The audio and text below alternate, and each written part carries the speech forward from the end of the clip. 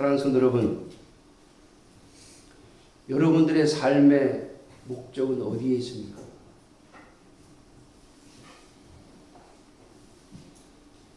예수 믿어서, 하나님 믿어서 내가 많은 재물을 확보하고 그리고 높은 지위에 올라가서 내가 하고 싶은 대로 마음껏 하면서 사는 데 있습니까? 하나님은 그렇게 우리를 부르시지 않았다고요. 하나님의 부르심의 목적과 반대로 가면 거기에는 반드시 멸망이 기다리고 있습니다. 사랑하는 성도 여러분, 이 말씀을 본보기로 삼으셔야 됩니다. 세 번째로 9절 말씀입니다. 그들 가운데 어떤 사람들이 주를 시험하다가 뱀에게 멸망하였나니 우리는 그들과 같이 시험하지 말자. 여러분, 이거 뱀 사건을 이야기하는 건데, 불뱀. 이스라엘 백성들이 하나님을 원망하니까 하나님께서 이스라엘 백성들의 진영에다가 불뱀을 보내십니다. 뱀에 물린 자는 다 죽어가는 거예요. 우리로 말하면 독사 같은 거죠. 이 사막에 있는 불뱀을 보내서 그들을 물게 하셨어요. 그러니까 막 통통 붓고 막 독이 퍼지면서 막 죽어가니까 모세가 하나님 앞에 나아가서 막 하나님 앞에 부르짖습니다. 하나님, 이 백성들 다 죽이시려고 합니까? 이거 다 죽이시면 어떡합니까? 그러면 하나님 앞에 막 매달려요. 그러니까 하나님께서 너 빨리 놋으로 불뱀의 모양을 만들어가지고 놋뱀을 만들어서 높은 장대에다가 매달고 그리고 진영에 다니면서 뱀에 물린 자는 나와서 저 뱀을, 놋뱀을 쳐다보면 산다. 그렇게 외쳐라. 그러니까 전부 뱀에 물려가서 전부 텐트 속에 자기 집에 들어가서 알아 누워 있는데 모세의 명을 받은 사람들이 돌아다니면서 뱀에 물린 자는 나와서 놋뱀을 쳐다봐라. 여러분. 그런데 그 놋뱀을 쳐다보라는 그 말을 듣고 나와서 놋뱀을 쳐다본 사람은 다 나왔어요. 그런데 나오지 않은 사람들은 다 죽었어요. 자, 여러분, 이게 하나님을 시험한 거예요. 여러분, 하나님의 말씀은 언제나 우리의 이성 위에 있습니다. 믿습니까? 우리에게 주신 이 하나님의 말씀, 이건 단순한 책이 아니에요. 이 말씀은 하나님에게서 나오는 것이고 이 말씀 속에서 우리가 하나님의 음성을 들으면 그건 우리의 이성 위에 존재해야 합니다. 내 생각과 내 계산에 맞지 않는다 할지라도 하나님의 말씀은 내 이성 위에 있는 거예요. 제가 굉장히 계산적인 사람이잖아요. 모든 것을 계산해요. 오래되신 분들은 다 알아요. 안방에도 계산기 하나, 복양실에도 계산기 하나, 거실에도 계산기 하나. 계산기를 하도 좋아해요. 남아가지고 저희 딸 방에도 계산기 하나 줬어요. 내 거 쓰지 말고 넌 네 거 써라. 내 거 자꾸 가져가다가 쓰고서 어디다 둬버리면 내가 못 찾으니까 누가 제 계산기를 가져가려고 그러면요, 제가 따로 사줄 테니까 넌 네 거 써. 내 건 건드리지 마. 항상 내 눈앞에 있어야 돼, 계산기. 근데 여러분, 하나님이 말씀하실 때는 그 계산법이 딱 멈춰요. 하나님 말씀하실 때 상황, 형편 그거 보고 계산하고 그 하나님 말씀대로 가려고 그러면 절대 못 가요. 여러분 생각해 보세요. 무슨 약을 갖다 주면서 이 약을 먹으면 이게 해독제다. 그러고 먹으라고 그랬으면 아마 다 달라들어서 받아 먹었을 거예요. 아니, 해독제를 갖다 주든지 무슨 치료제를 갖다 주든지 무슨 독을 빼는 무슨 풀을 갖다 주든지 그래야지 나와서 뭘 쳐다보라. 그거 쳐다본다고 살 것 같으면은 죽을 사람 하나도 없게? 여러분 이러잖아요. 여러분 우리가 예수님 믿고 예수 그리스도의 십자가의 죽으심이 너를 위한 것임을 믿으면 구원 얻는다. 그럼 뭐라 그럽니까 사람들이? 그렇게 영생 얻을 것 같으면 영생 안 얻을 자가 어디 있겠냐고 그러죠. 어떻게 보면 너무 쉽고 너무 단순해서 안 믿으려고 해요. 그래서 여러분 고린도전서에 보면 이 십자가의 복음은 이방인들에게는 미련한 것이라고 했어요. 여러분 그 이방인은 어떤 사람을 가리키냐면 믿음 없이 예수님의 십자가를 보는 사람. 인간의 이성을 가지고 복음을 계산하는 사람은, 복음을 쳐다보는 사람은 십자가의 복음이 뭐요? 미련해 보인다. 복음서를 보면 많은 유대인들이 또 바리새인들과 제사장의 무리들이 항상 예수님에게 표적을 구합니다. 뭘 보여주면 믿겠다고 해요. 보여주면. 여러분 믿고 표적을 보는 여러분들이 되시기를 주님의 이름으로 축원합니다. 여러분 하나님이요 정말 역사하지 아니하시면 그리스도의 복음에 대하여 들으려고도 하지 않는 자들에게 하나님이 종종 표적을 보여주시고 기적을 보여주시면서 우리에게 그리스도의 복음을 듣게 하십니다. 그런데 그리스도의 복음을 들었음에도 불구하고 자꾸 표적을 보여주면 믿겠다고 하는 사람은 믿을 수 없어요. 주께서 우리에게 그리스도의 복음을 듣게 하셨으면 그 복음을 믿고 그리스도의 표적을 보는 여러분들이 되시기를 주님의 이름으로 축원합니다. 먼저 믿고 표적을 보는 자들이 되셔야 해요. 그런데 이스라엘 백성들 그들이 하나님의 은혜로 말미암아 홍해를 건넜고 만나를 먹었고 메추라기를 먹었고 반석에서 나오는 사막 한가운데서 나오는 물을 마셨음에도 불구하고 뱀을 쳐다보면 노뱀을 쳐다보면 살리라고 하는 모세의 복음을 거절했어요. 그게 바로 하나님을 시험한 거예요. 하나님을 시험하니까 그들에게 멸망이 왔어요. 여러분 하나님의 말씀은 절대로 시험하지 않기를 주님의 이름으로 축원합니다. 성경이 우리들에게 주시는 이 말씀이 이 뜻이 맞는가? 성경의 전체의 문맥 속에서 하나님의 말씀 전체의 흐름 속에서 이 말씀이 그 뜻인가? 그것을 찾는 것은 괜찮아요. 그러나 이게 가능한 말인가? 하나님의 말씀이 명백하게 나에게 전해졌음에도 불구하고 그 말씀이 가능한가? 말이 되는 말인가? 라고 하는 것을 가지고 주님의 말씀을 거절하면 거기에는 하나님의 은혜가 없어요.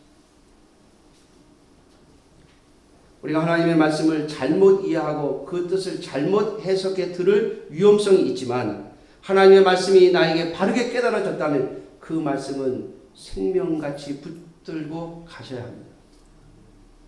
그래야 거기에 하나님의 역사와 은혜가 같이 붙어오는 거예요.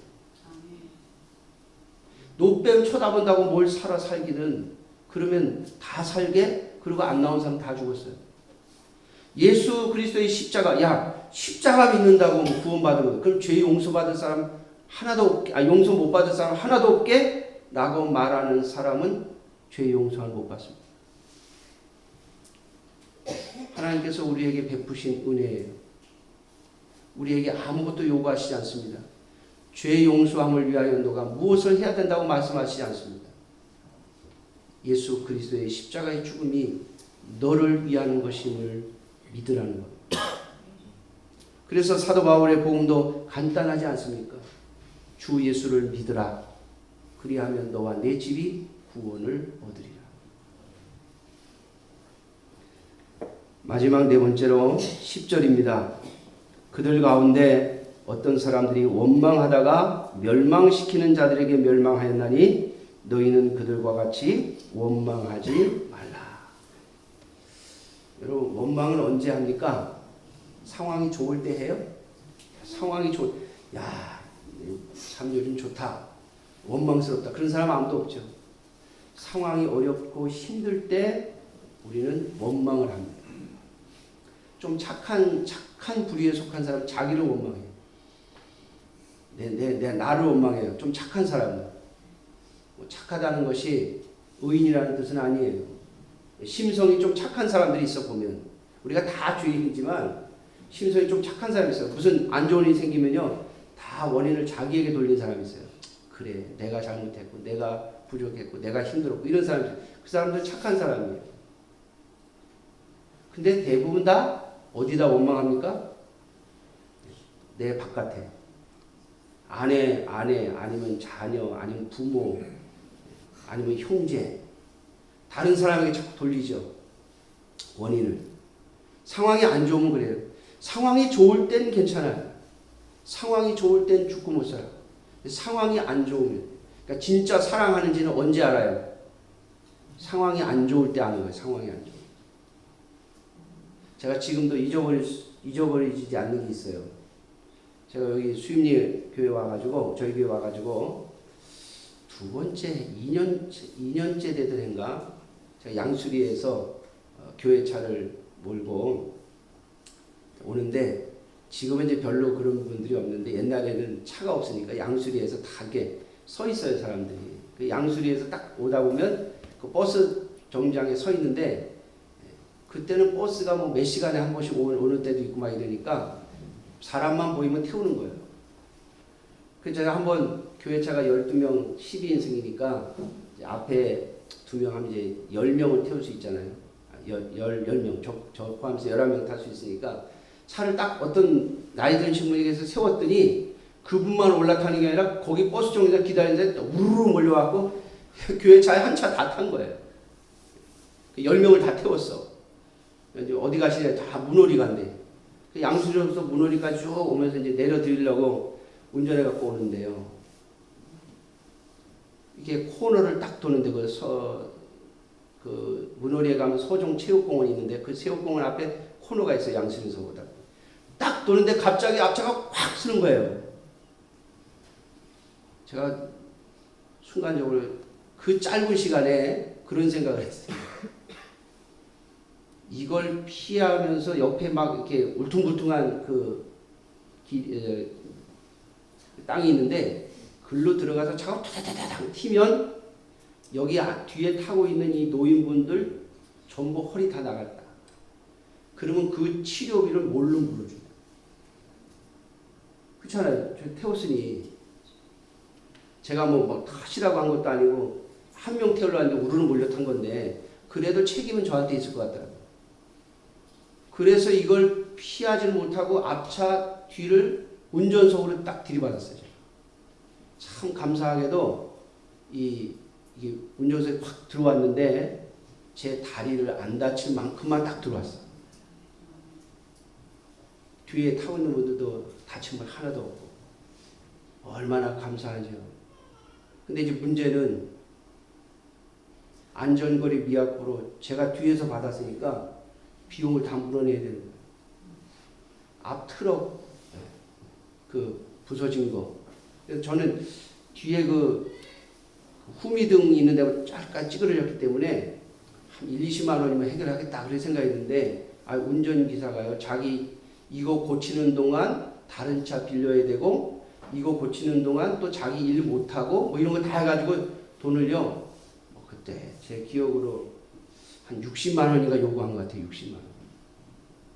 자기 일 못하는 날짜 계산해서 일당까지 다 달래는 거예요. 근데 그 차는 왜 썼느냐? 마주오던 차에서 플라스틱 1톤짜리 플라스틱이 갑자기 통이 뚝 떨어지니까 그 통 들이받으면서 끽 쓴 건데 사실은 뭐 그쪽에도 원인이 있죠. 그러니까 그 차 주인은 앞에 통 떨어뜨린 사람한테도 받고 뒤에서 받은 저한테도 받고 양쪽에 다 받는 거예요. 근데 그 당시에 저희 교회가 너무 가난해서 종합보험을 안 들었었거든요. 딱 책임보험만 들었거든요. 난리 난 거예요. 차도 고쳐야지. 그 보상도 해줘야지. 근데 우리 신장로님이 차 사고 났다고 제가 이제 그때는 우리 교회 이제 제일 젊으신 집사님이었습니다. 전화를 딱 했어요. 차 사고가 났습니다. 그랬더니요, 우리 신자누님이 딱 한마디 하시더라고요. 전사님 다치셨어요? 아, 저는 안 다쳤어요. 그랬더니 그러면 됐어요. 끝. 제가 지금도 잊어버릴 수가 없어요. 제 성격 같았으면 차 얼마나 찌그러졌어요. 네. 앞차는 얼마나 부서졌어요. 저는 그 계산부터 할 거예요. 제 성격이 그래요. 전 그 계산부터 할 거예요. 그걸 어떻게 물어줄 건가? 그 비용이 얼마 나갈 건가? 근데 우리 신자누님은 딱 한마디만 물어보시더라고요. 전사님 다치셨어요? 안 다쳤는데 어디? 그러면 됐어요. 그러시더라고요. 여러분, 진짜 사랑하는지는요, 어려워져 봐야 알아요. 그렇죠? 어려울 때 어떻게 하느냐를 보면 모두 다 힘들고 어려울 때 원망을 하게 됩니다. 그런데 이스라엘 백성들이 그랬다는 거예요. 그들이 어렵고 힘들어지니까 누굴요? 하나님을 원망합니다. 자, 모세를 향해 원망합니다. 누굴 원망하는 거예요? 하나님을 원망합니다. 여러분, 하나님이 이스라엘 백성들 광야에서 죽이고 싶어서 데리고 나오셨겠어요? 오늘 저와 여러분들이 하나님의 자녀가 되고 하나님의 백성이 되었습니다. 예수님을 믿는 믿음을 가지고 주의 자녀가 되었습니다.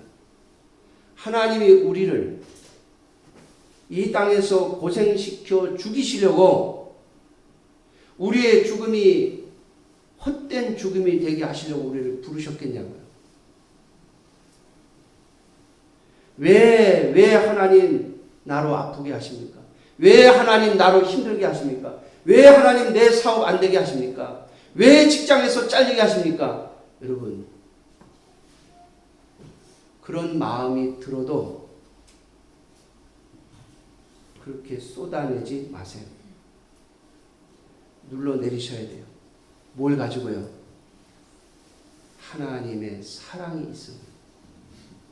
하나님이 우리를 부르신 거 사랑해서 부르신 거예요. 믿습니까? 하나님이 우리 대충 쓰다가 버리려고 우리 부르신 거 아니에요. 그러면 한 성경에 우리를 종으로 부르셨다는 이야기만 하시겠죠. 근데 성경이 우리에게 뭘 가르칩니까? 우리를 하나님의 뭘로요? 자녀로 부르셨다 했어요. 여러분들의 자녀를 낳으시고 기르시면서 내가 얘를 잘 키워서 내가 득을 보고 내가 이놈을 잘 키워가지고 돈 많이 벌게 해서 내가 혜택 좀 받아야지 라고 하는 생각으로 자녀 키우신 분 계세요?